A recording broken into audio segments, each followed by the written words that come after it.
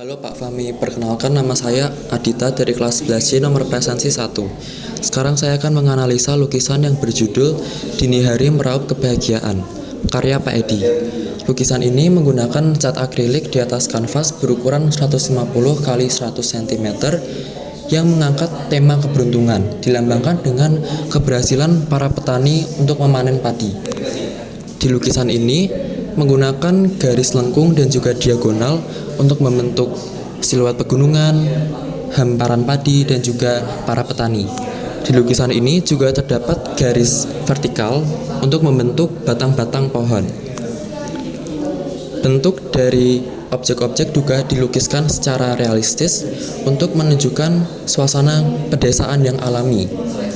Lukisan ini didominasi oleh warna kuning yang berasal dari warna padi sehingga menciptakan kesan yang hangat, dan juga baju para petani diwarnai dengan warna yang kontras seperti warna oranye, biru, dan juga hijau agar meningkatkan fokus visual. Di lukisan ini, tekstur padi dan juga pepohonan terlihat mendetail melalui sapuan kuas yang detail, dan juga terdapat matahari yang terbit di belakang pegunungan di lukisan bagian kiri, sehingga di lukisan di bagian kiri ini terlihat lebih terang dibandingkan sisi bagian kanan. Jika dilihat dari prinsip, keseimbangan lukisan ini adalah asimetris karena sisi bagian kiri terdapat para petani yang sedang bekerja, sedangkan sisi bagian kanan hanya area bekerjanya saja, tidak ada para petaninya. Dan bentuk-bentuk padi, pohon, dan juga awan menunjukkan irama dengan pengulangan yang selaras. Sementara proporsi lukisan ini semakin kecil ke belakang sehingga menciptakan ruang yang realistis. Seluruh elemen visual dan juga objek di lukisan ini menjadi satu kesatuan yang harmonis yang menciptakan rasa ketenangan dan menghidupkan suasana pedesaan yang masih alami. Terima kasih. Selamat pagi, siang, sore, dan malam Pak Fahmi. Saya Taufik dari kelas 11C absen 19 akan menjelaskan tentang karya ini.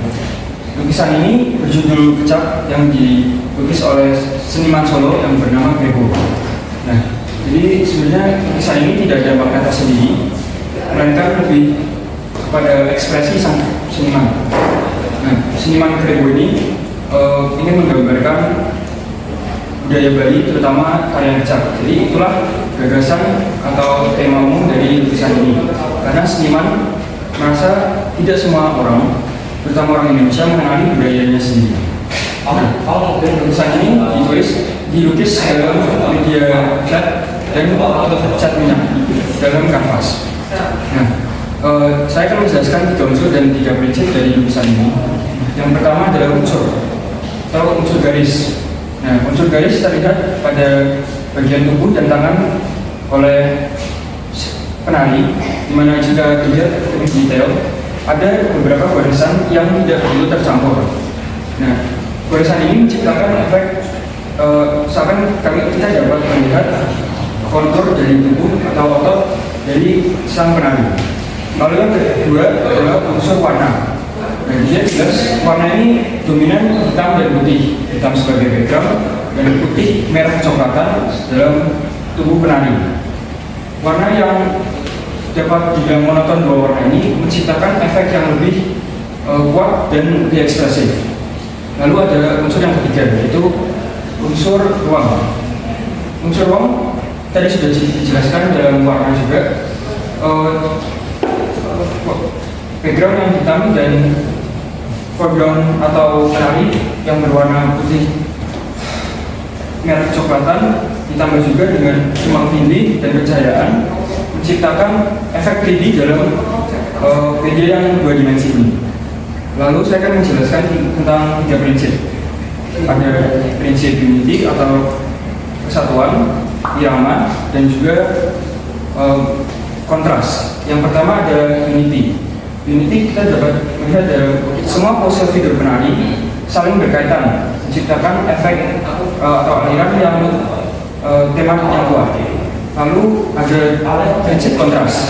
Prinsip kontras dapat dilihat paling jelas karena tadi sudah dijelaskan dalam unsur warna juga.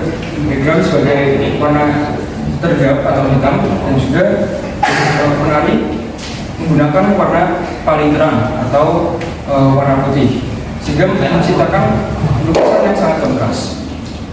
Lalu ada prinsip yang terakhir, yaitu irama, dapat dilihat dari pose yang dinamis dari semua penari dari kiri ke kanan, menciptakan aliran mata dari kiri ke kanan yang dinamis.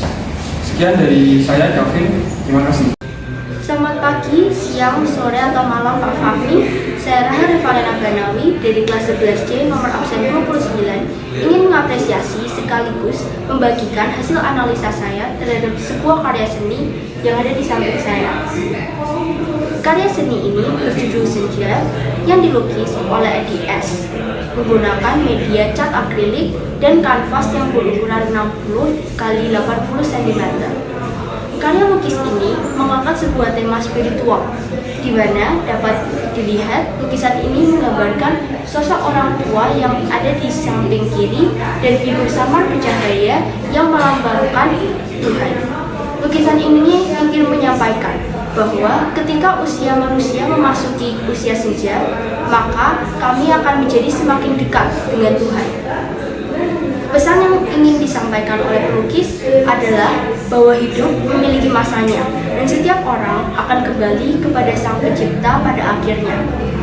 Dapat dilihat, sosok figur spiritual ini mengulurkan tangan untuk menjemput orang tua yang ada di samping kiri.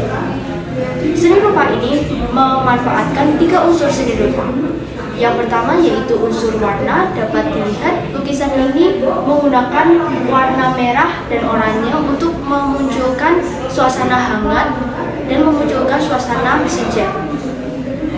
Yang kedua yaitu unsur garis yang tampak pada detail wajah orang tua melalui goresan-goresannya dan goresan-goresan samar dari figur spiritual.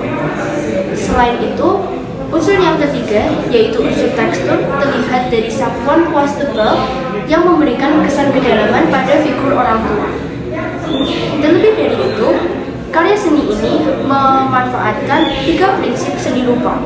Yang pertama yaitu prinsip keseimbangan. Dapat dilihat keseimbangan antara figur realistis yang ada di kiri dan bentuk abstrak yang ada di kanan yang berpadu dengan latar belakang.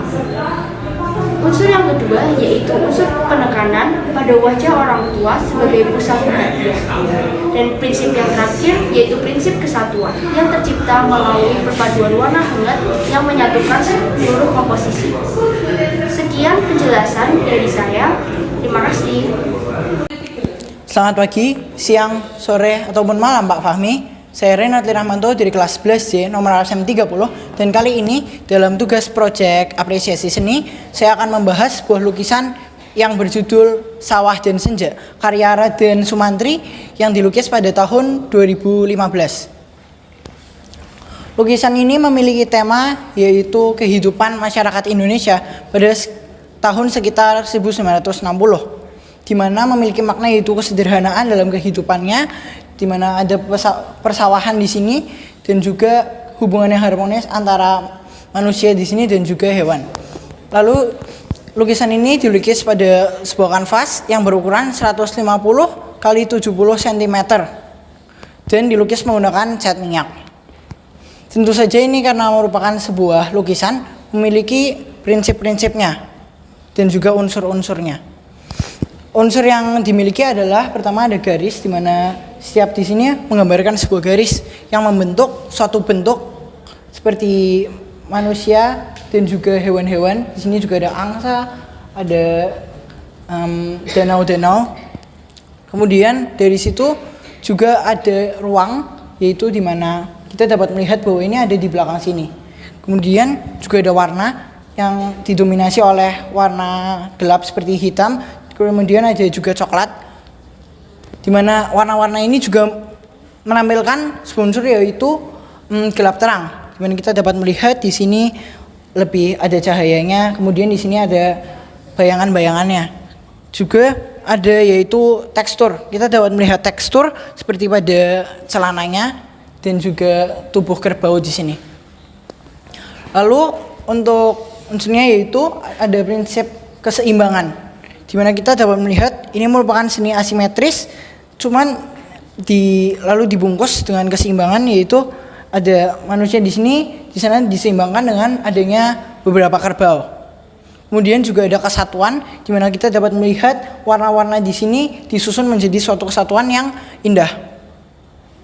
Lalu juga ada proporsi, di mana ukuran dan juga skalanya seperti kerbau di atas dan kerbau di depan ini berbeda, menunjukkan suatu hal yang dan lukisan yang indah.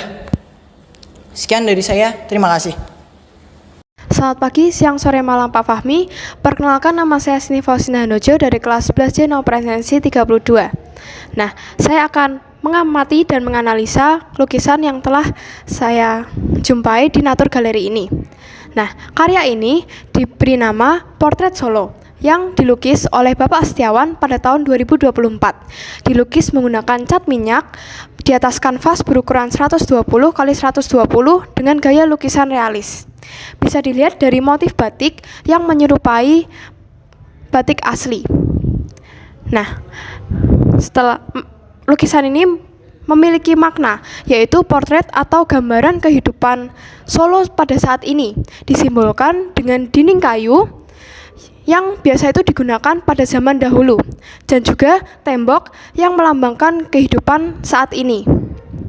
Nah, portret ini melambangkan kehidupan Solo pada saat ini yang tetap menjunjung tinggi kebudayaan yang disimbolkan melalui kain batik ini.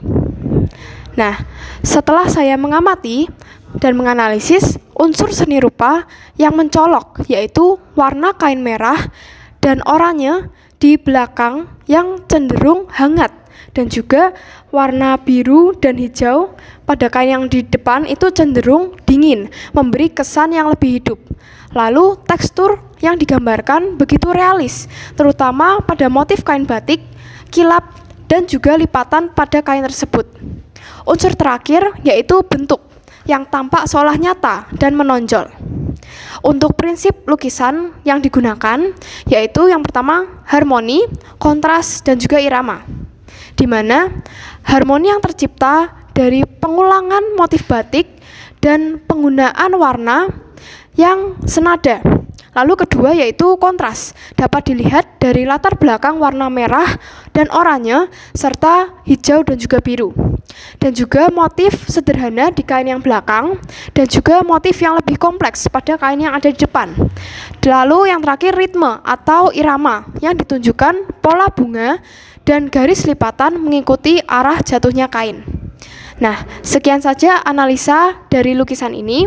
Saya Sydney mengucapkan terima kasih. Apa kabar Pak Fahmi dan teman-teman semua? Dan kali ini aku akan menjelaskan unsur-unsur dan prinsip-prinsip yang ada di lukisan ini yang berjudul Visi yang Sama oleh Haki Firmansyah pada tahun 2025.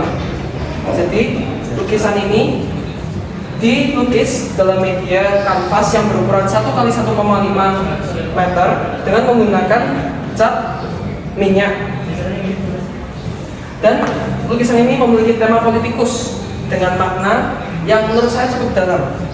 Lukisan ini memiliki makna bahwa semua pemimpin ini, yaitu 8 presiden Indonesia, memiliki misi dan ideologi yang berbeda, tapi mereka semua bisa berkumpul di satu meja yang sama. Jadi lukisan ini ingin menyampaikan bahwa bahkan pemimpin-pemimpin yang memiliki pemikiran yang berbeda dapat berkumpul dalam satu kesatuan. Jadi kita sebagai rakyat Indonesia harus juga bisa memiliki persatuan yang erat. Dan untuk unsur-unsur yang ada di lukisan ini, yang pertama adalah garis. Garis yang digunakan menurut saya dominan garis melengkung dan bentuk yang tidak teratur untuk menggambar karakter-karakter presiden tersebut. Dan mungkin garis-garis yang lurus bisa dilihat untuk menggambarkan sudut-sudut 90 derajat seperti meja ini, kertas, dan lukisan yang ada di belakang. Untuk warna yang digunakan adalah warna yang netral dan hangat untuk menggambarkan suasana yang formal, karena ini adalah lingkungan rapat yang formal, jadi warna yang digunakan adalah netral dan tidak ada yang terlalu mencolok. Untuk bentuk-bentuk yang sangat mendominasi adalah bentuk-bentuk yang tidak teratur, karena memang tubuh manusia tidak ada bentuk yang teratur. Jadi untuk menggambarkan muka, menggambarkan badan, bahkan menggambarkan tangan-tangannya tersebut, pelukis menggunakan bentuk-bentuk yang tidak teratur. menurut saya lukisan ini memiliki keseimbangan yang sangat baik. Bisa dilihat ada 4 presiden di sebelah kanan dan 4 presiden di sisi kiri juga. Dan Garuda Pancasila berada di tengah-tengah lukisan yang menurut saya memiliki makna yang sangat dalam.